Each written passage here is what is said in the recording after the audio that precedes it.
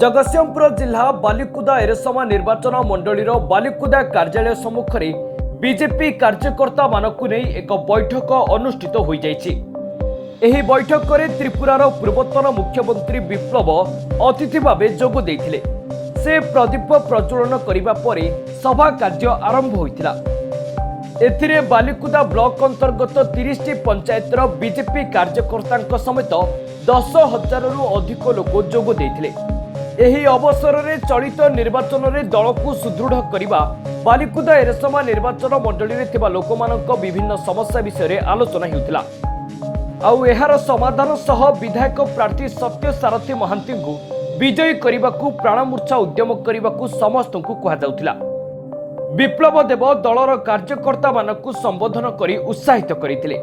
विधायक प्रार्थी सत्य सारथी महांती अभिभाषण देवा समय जय श्रीराम जय बीजेपी नारे सभास्थल कंपी उठिथिला।